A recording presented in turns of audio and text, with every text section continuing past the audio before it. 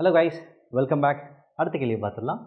In an examination, the average marks of the students in section A and B are 3260 respectively. The number of students in section A is 10 less than that in section B. The average marks of all the students across both the sections combined as an integer. Then the difference between the maximum and minimum possible students in the section A. So, இது ஒரு integer னு வர கொடுத்திருக்காங்க. We'll make a note of it. So, we have to deal with that word. Integer முக்கியம். சரியா பார்த்துக்கலாம். So என்னன்னா section A section B ரெண்டு கிளாஸ் இருக்குது. Section A section B. Number of students தெரியாது. ஆவரேஜ் கொடுத்துருக்காங்க. First average it is 32, section B it is 60. So நமக்கு வரப்போகிற வெயிட்டட் ஆவரேஜ் இது ரெண்டுத்துக்கு நடுவில் எங்கேயாச்சும் இருக்கும், எங்கேன்னு தெரியல, கன்ஃபார்ம் பண்ணிக்கலாம். இன்னொன்று சொல்லியிருக்காங்க, number of students in section A is 10 less than that in section B. அப்போது இங்கே n ஸ்டூடெண்ட்ஸ் இருந்தாங்கன்னா இங்கே n+10 ஸ்டூடெண்ட்ஸ் இருக்கணும். ஓகேவா?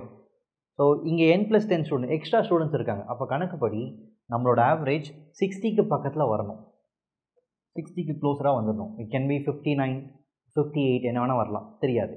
எங்கேருந்து 60 பக்கத்தில் வரணும். ஸோ மிடில் ஒரு ரேஞ்ச் இருக்கணும்ல. என்ன ரேஞ்சுனா இது ரெண்டுத்தோட ஆவரேஜ் வேல்யூ 32க்கும் 60க்கும் என்ன average value 46. Okay, so average of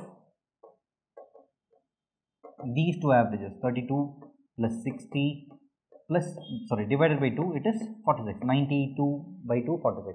சரி, இந்த 46 இருக்குல்ல, so that's your middle value. 46 தாண்டி எந்த வேல்யூனா வரலாம், எல்லாமே இன்டிஜராகவும் வரணும். ஸோ நம்ம ரேஷியோ கண்டுபிடிக்க போகிறோம் by means of alligation.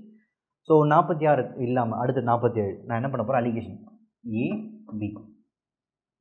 So starting with 32 here, 60 here, நமக்கு கம்பைண்டாக 47 வரலாம். ஸோ எடுத்துகிட்டு கட் பண்ண போகிறேன். ஸோ அலிகேஷன் கிராஸ் சப்ட்ராக்ஷன், இந்த வேல்யூ இட் இஸ் 15, இது 13. So 13:15 ratio number of students இந்த class A and class B. Section A section B ரேஷியோவும் 13:15 ரேஷியோவும் சேமாக இருக்கும். சேமாக இருந்தால் என்னவாக இருக்கும் செக் பண்ணி பார்த்துருவோம். So we had it n/n+10 13:15.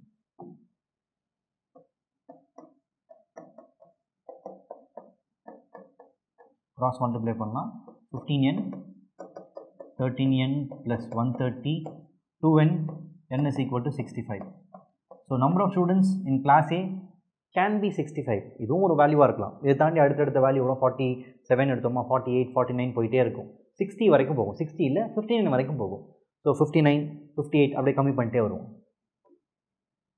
32 class A, class B 60 59. So cross subtract பண்ணோம்னா இங்கே வந்து 1, இங்கே வந்து 27. 1:27 ரேஷியோவும் n/n+10 சால்வ் பண்ணோம். n/n+10 1/27 27n n+10 26n is equal to 10 ஆகும். n வேல்யூ டெசிமல் ஆகும். எனக்கு இன்டிஜர் வேல்யூ சொல்லிட்டாங்க. அப்போது n வேல்யூ டெசிமல் வரக்கூடாது. 59 வரலை. சப்போஸ் 58 எடுத்தோம்னா average value weighted average, let's say weighted average 58 எடுத்தோம்னா ரேஷியோ என்னவாக இருக்கும், இப்படி யோசிப்போமே. ரேஷியோ என்னவாக இருக்கும், 58 to 26. ஓகே, 1/13 வரும். 1/13. So 13 it will be like this, n/n+10 1/13. So 13 12n டெசிமலாக தான் வருது. அப்புறம் 57 இருந்தோம்னா என்ன இருக்கும், 3:25. கண்டிப்பாக ஒர்க் அவுட் ஆகாது. 3/25 25 22 ஒர்க் அவுட் ஆகாது.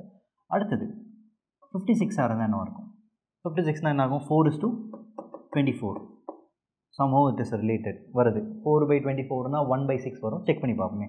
1/6 equals to n/n+10. Ratio between the class A class B, number of students between the class A class B ரெண்டுமே சேம் தானே. செக் பண்ணி பார்ப்போம். சரி, n+10 இது 6n வருது. n is equal to 2 வருது. ஸோ n65 வரலாம், இல்லை n2 வரலாம். which means class A section ஏல மினிமம் 2 ஸ்டூடெண்ட்ஸ் வரலாம், மேக்ஸிமம் 65 ஸ்டூடெண்ட்ஸ் வரலாம். அப்போ எனக்கு என்ன வேணும், டிஃப்ரென்ஸ்.